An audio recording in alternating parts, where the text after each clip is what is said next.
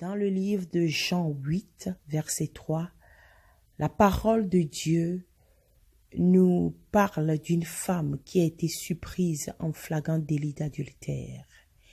Et les scribes et les pharisiens amenèrent cette femme et la présentent à Jésus. Et cette femme sera placée au milieu du peuple. Et les scribes et les pharisiens vont dire à Jésus, « Maître, cette femme a été surprise en flagrant délit d'adultère. Moïse, dans la loi, nous a ordonné de lapider de telles femmes. Toi donc, que dis-tu? » Alléluia. Il disait cela pour l'éprouver, afin de pouvoir l'accuser. Mais Jésus, s'étant baissé, écrivait avec le doigt sur la terre. Nous voyons ici que ces hommes ont placé une femme au milieu de la foule pour que la femme soit vue de tous.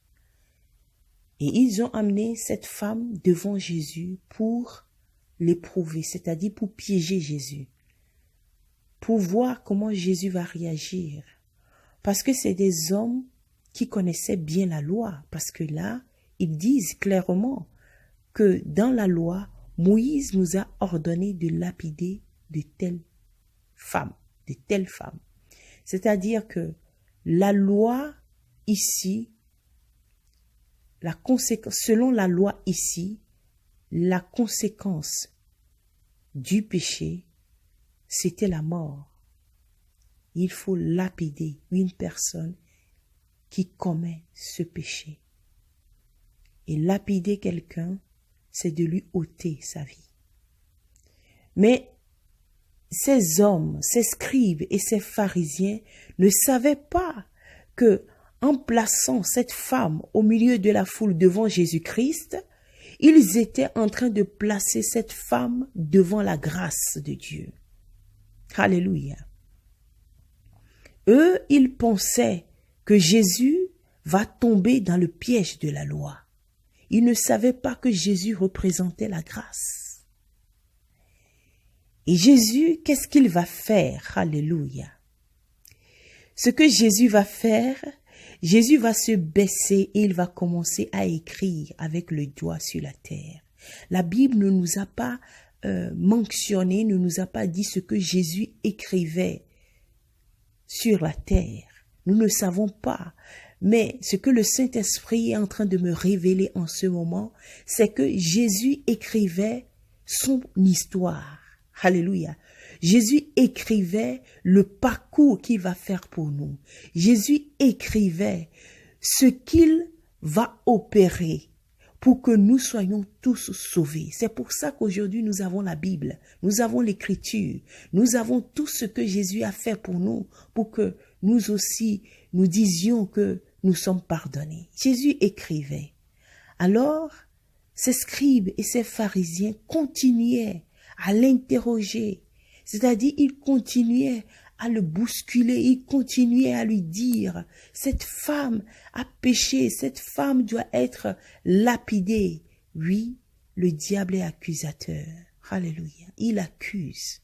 C'est comme ça que l'ennemi fait. Il va vers Dieu, il nous accuse, mais il ne sait pas que nous sommes maintenant dans la grâce. Alléluia.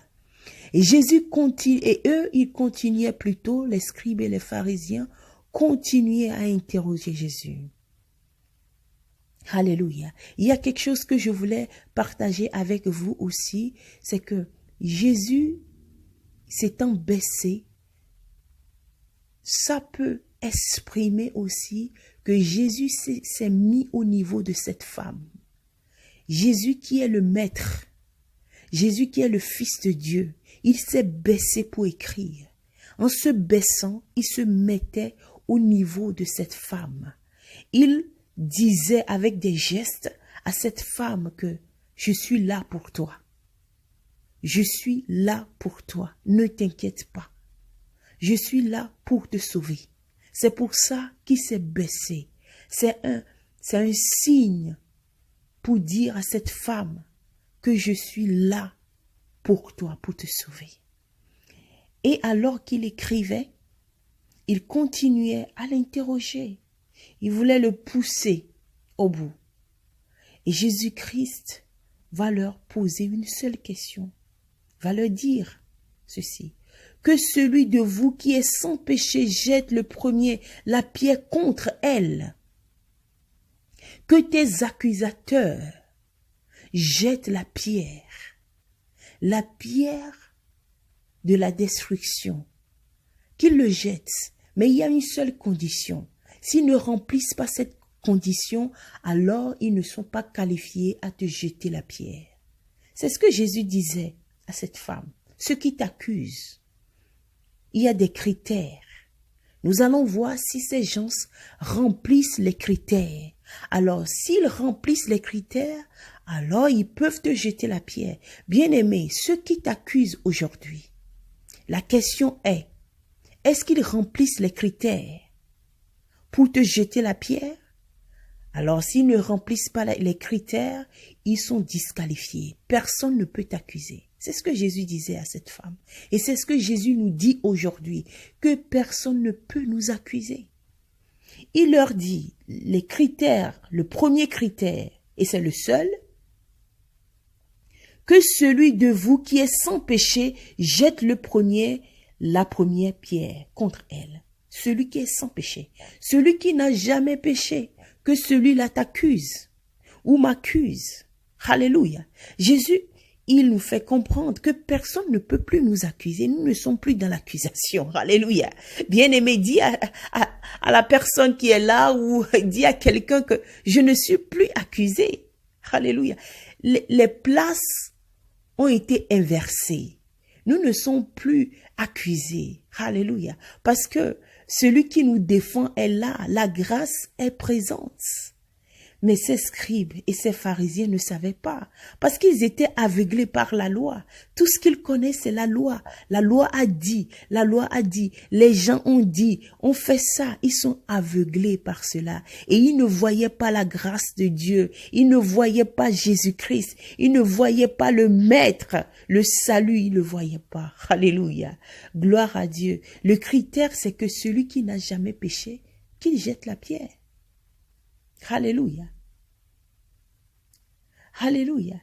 Et la Bible dit que, et s'étant de nouveau baissé, il écrivait sur la terre. Il s'est baissé de nouveau. Il écrivait. Est-ce qu'il écrivait maintenant l'histoire de cette femme? C'est-à-dire que tes péchés sont pardonnés? Est-ce que c'est ce que Jésus écrivait? Que cette femme va commencer une nouvelle vie? Parce que la Bible déclare que si quelqu'un est en Christ, il est une nouvelle créature. Les choses anciennes sont passées. Voici toute chose est devenue nouvelle. Et cette écriture est encore dans votre Bible jusqu'à aujourd'hui. Alléluia. Et oui, ce qui va se passer, alors, alléluia, alléluia. Oh mon Dieu, bien-aimé, merci. C'est ce qui va se passer, c'est que quand ils entendirent cela, quand ils ont compris qu'ils ne remplissaient pas les critères pour jeter la pierre, quand ils ont compris qu'ils n'étaient pas à la bonne place, accusés par leur conscience, parce qu'ils savent qu'ils ne sont pas meilleurs que cette femme qui est au milieu, ils se retiraient un à un. Et la Bible précise très bien, depuis les plus âgés jusqu'aux derniers. C'est-à-dire que depuis les connaisseurs de la loi, alléluia, depuis les connaisseurs de la loi, depuis ceux qui étaient les gardiens de la loi, ceux qui représentaient de la loi, devant ceux qui étaient connus, alléluia, depuis les anciens, c'est-à-dire depuis les aînés, les âgés, les plus âgés. Qu'est-ce qui s'est passé? Ils se sont retirés, du plus grand au plus petit. Ils se sont retirés un à un. Et je suis sûre qu'ils marchaient de dos. Alléluia. Parce qu'ils se disaient, nous n'avons jamais entendu cela. Alléluia. Qui est cet homme? Et ils reculaient. Heureusement qu'il n'y avait pas des arbres derrière, sinon ils allaient tomber. Ils reculaient. Et du plus âgé jusqu'au dernier, ils ont vu, ils ont compris qu'ils n'étaient pas à la bonne place, qu'ils devaient se retirer. Bien-aimés, quand vous êtes dans la présence de la grâce, quand Jésus est là dans votre vie, vos accusateurs, ils reculent. Du plus âgé jusqu'au dernier, ils reculent. Ils reculent. Alléluia. Parce que Jésus-Christ est là. La grâce est là. Recevez la grâce du Seigneur Jésus-Christ. Et ce que j'aime dans cette histoire, c'est que Jésus va se relever et Jésus va observer une chose, c'est qu'il ne voit que la femme.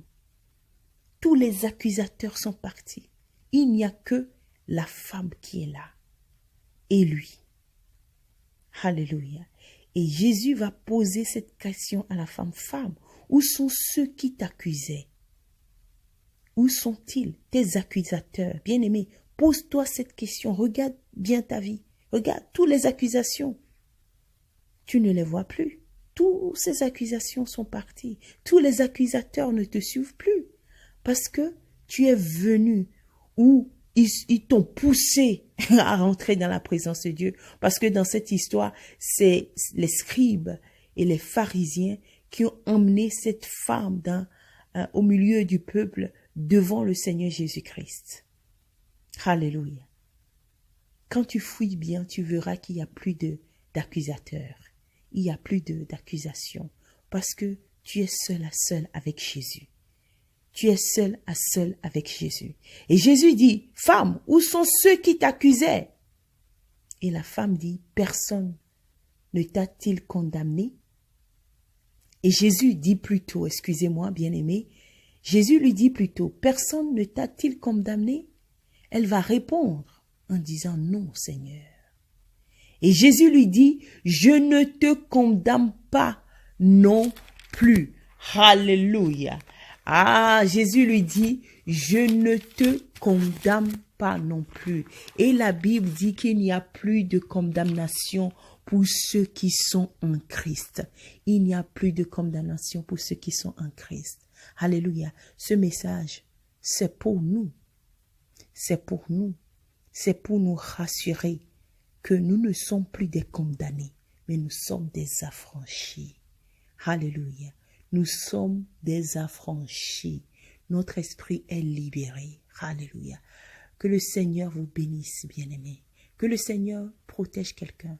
Que le Seigneur ouvre les yeux à quelqu'un et ouvre sa compréhension spirituelle pour qu'il reçoive ce message et commence à célébrer en ce moment la joie qu'il n'est plus condamné. Elle n'est plus condamnée, mais elle est affranchie. Elle est libérée. Alléluia. Bien-aimés, nous sommes à l'église, nous sommes plutôt au ministère Amour et Foi à Genève. Et si vous avez besoin de la prière, vous avez besoin des conseils sur notre Facebook, vous avez le numéro de téléphone. Vous pouvez nous appeler. Ou si vous habitez en Suisse ou à Genève, vous pouvez venir à notre rencontre de prière et d'enseignement tous les dimanches. Et vous verrez que votre vie ne sera plus jamais la même. Que le Seigneur vous bénisse. À bientôt.